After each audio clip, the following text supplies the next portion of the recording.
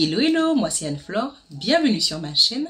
Donc aujourd'hui nous allons aborder la perception du cheveu afro, comment notre cheveu afro a été vu des années en arrière, c'est-à-dire des décennies même en arrière. Comprendre à quel point notre cheveu il est puissant, qu'on a un beau cheveu, un cheveu qui a du pouvoir. Et donc je vous demande de rester jusqu'à la fin, vraiment, pour avoir tous les détails et vous serez émerveillés et fiers d'avoir des cheveux afro. Je suis super contente de vous faire cette vidéo aujourd'hui. Ça faisait un moment que j'avais envie de la faire. Nos cheveux représentent une couronne de beauté et aujourd'hui pour moi c'est une célébration. Je les célèbre avec vous aujourd'hui parce que nos cheveux ont un grand pouvoir, ils sont magnifiques et ils sont impactants surtout. Nos cheveux ont impacté au travers de l'histoire jusqu'à nos jours et continuent d'impacter. Vous allez tout comprendre dans la suite de cette vidéo. Déjà dans le temps, c'est-à-dire quand on remonte à la préhistoire, on va voir que les hommes préhistoriques se tressaient les cheveux. Donc c'est quelque chose de très important à connaître, puisqu'il y a beaucoup de personnes qui n'ont pas envie justement de profiter de leurs cheveux naturels, soit qui se les défrisent ou alors qui se les cachent ou qui se les plaquent tout le temps de peur de vouloir les mettre trop en style, qu'ils soient trop stigmatisés par rapport à certains préjugés qu'ont leur famille ou qu'ont leur environnement, c'est-à-dire au travail ou autre. Ils se privent de beaucoup de choses et il faut savoir que même les Égyptiens dans le temps, parce qu'il y a beaucoup de personnes qui ne le savent pas. Enfin, maintenant, ça se sait de plus en plus. Et les Égyptiens, c'est une population noire. L'Égypte, c'est en Afrique. Donc, bien évidemment que les Égyptiens avaient des cheveux afro. Donc, ce sont nos afro-descendants. Et bien, à l'époque, ils se coiffaient les cheveux, faisaient de jolies tresses, ornaient leurs cheveux. Les femmes mettaient des fils d'or dans leurs cheveux. Vraiment pour vous montrer que le cheveu afro, c'est un cheveu qui est considéré comme sacré. Donc, depuis l'époque, c'est un cheveu qu'on a qui est important, c'est un cheveu qui est impactant, un cheveu qui est magnifique en fait. Donc, il y a beaucoup d'idées reçues sur le cheveu afro et d'ailleurs, beaucoup d'entre nous ont subi certaines remarques. Donc, le cheveu crépus, du terme, on va dire, se crêper le chignon, c'est d'ailleurs pour ça qu'on appelle les cheveux crépus, mais bon voilà, c'est rentré dans le langage. On a beaucoup de remarques par rapport à nos cheveux, les cheveux bouclés, assimilés à des moutons frisés, je dis bien entre guillemets, assimilés à des moutons frisés. Donc vraiment nos cheveux, on a vraiment eu des remarques, mais il faut savoir qu'il y a un pourquoi à cela. Dans un premier temps, il relève d'une caractéristique identitaire, puisque les cheveux afro définissent qui on est, la manière de se parer les cheveux vont déterminer notre ethnie. Et déjà dans le temps, c'était déjà le cas, parce que certains nos afro-descendants, quand ils se coiffaient d'une certaine manière, eh bien ça voulait dire qu'ils appartenaient à telle ou telle ethnie. Et avaient certaines coiffures, mais vraiment de magnifiques coiffures. Et d'ailleurs maintenant, on retrouve cela un peu, puisque même dans la manière de faire leur dégradé, on sait que ça appartient à tel peuple africain. La manière de se tresser, on sait que c'est de telle communauté qu'il s'agit. Et on arrive à reconnaître un style qui sort de tel ou tel endroit.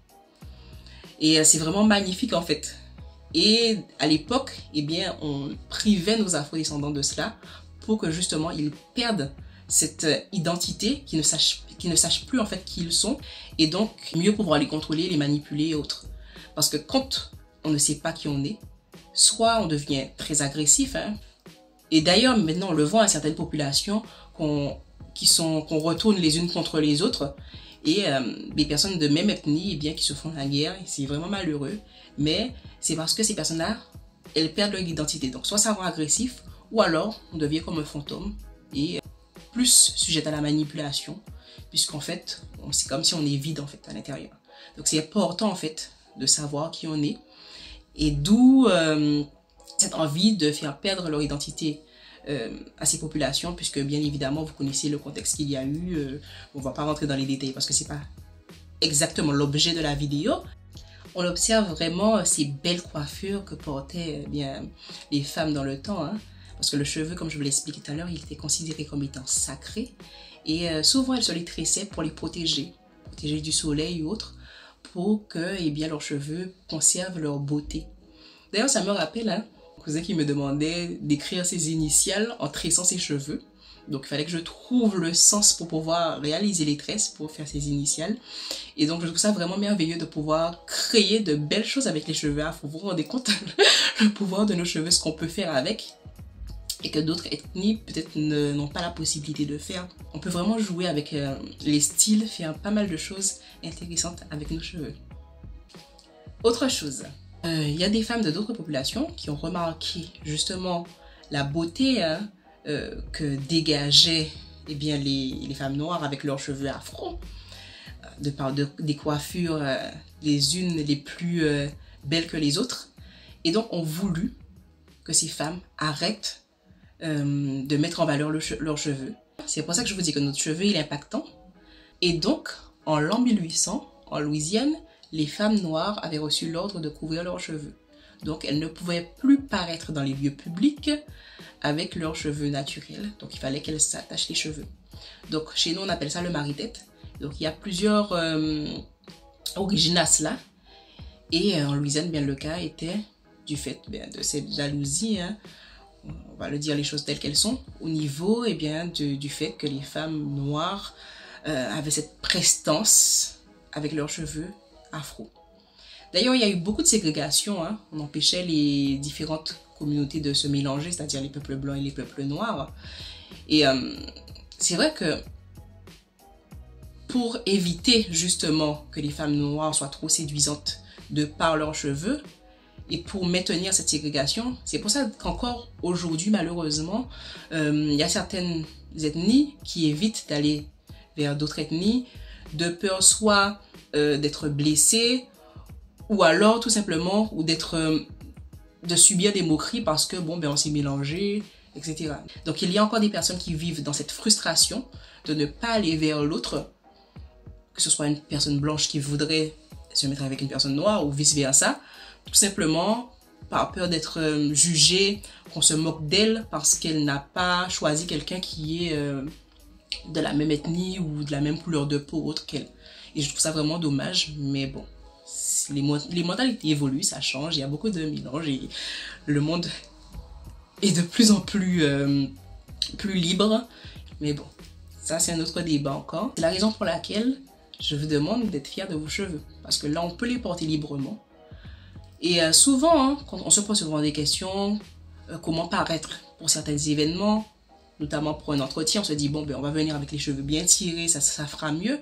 Mais en fait, là encore, je vous ai parlé d'identité tout à l'heure, c'est comme si, en fait, on se prive d'être qui on est, et on est dans une sorte de bulle, en fait, dans une sorte de prison, puisqu'on sera amené à venir tout le temps d'une manière qu'on pense que les autres voudraient qu'on soit, et on s'enferme dans cela. Et on n'est pas nous-mêmes. C'est d'ailleurs pour ça que moi, quand je vais soit à un entretien, dans une réunion, que j'ai un événement important, je me mets comme je suis d'habitude. C'est-à-dire que si j'ai l'habitude de faire une coiffure assez excentrique, je viendrai avec ma coiffure.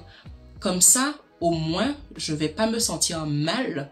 Parce que vous imaginez, vous êtes en emploi, ça fait 2 ans, vous êtes obligé de vous coiffer d'une manière que vous n'appréciez pas spécialement.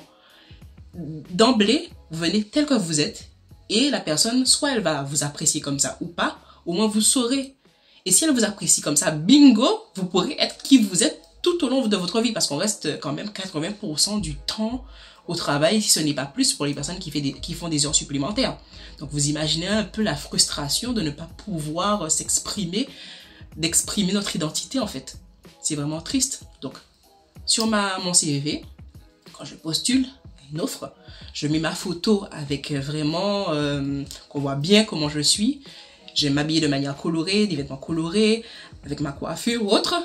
Et dans la description de mon CV, je mets des caractéristiques que la personne puisse savoir vraiment à qui elle a affaire directement, qu'elle n'ait pas de surprise en me voyant. Et au moins, bien, je sais que je pourrais être libre dans mon emploi, être à l'aise en fait. Nos cheveux nous permettent de donner de précieuses informations, de transmettre des messages. Par exemple, dans certaines ethnies africaines, il est coutume pour une femme qui est endeuillée de son mari, eh bien de se raser littéralement le cuir chevelu Et par exemple, je sais que ça se pratique au Suriname, il y a d'autres pays d'Afrique. Donc je me renseigne pas mal sur notre culture parce que vraiment, ça me permet de me délecter et bien de toute notre culture qui est vraiment riche en fait. Et ça, en fait, ça me rend fière. Ça me rend fière vraiment d'être qui je suis, de connaître mon histoire. Et c'est pour ça que vraiment je tenais à vous partager tout cela. Autre fait marquant et super intéressant, grâce à nos cheveux, hein, on a eu la possibilité, dans le temps notamment au moment où il y a eu tout ce qui est colonisation, au temps de l'esclavage plus précisément, les femmes cachaient de la nourriture dans leurs cheveux. Donc entre les tresses, elles se mettaient des grains de riz et arrivaient à se nourrir comme ça en fait. Aussi, les cheveux afro nous ont permis de nous repérer à travers l'espace. C'est-à-dire que certaines coiffures nous permettaient de nous guider, d'accord? Et également de cacher des plans, littéralement, dans les cheveux. Donc, nos afro-descendants esclaves ont eu cette intelligence de pouvoir utiliser leurs cheveux pour se guider, pour se transmettre des messages, pour pouvoir survivre. Hein. Et donc, moi, je trouve ça vraiment fascinant. Et si vous aussi, vous avez des informations complémentaires, hein, puisque moi, je n'ai pas la science exacte, donc je me documente pas mal, et j'en apprends tous les jours sur les cheveux afro, je serais honorée de vous lire. Donc, n'hésitez pas à me laisser des commentaires comme toujours. Hein, vous savez que j'aime ça, j'aime lire vos messages. Et n'hésitez pas aussi à liker, activer la cloche de notification et à vous abonner pour plus de contenu de ce genre. À très bientôt. Allez, ciao, ciao.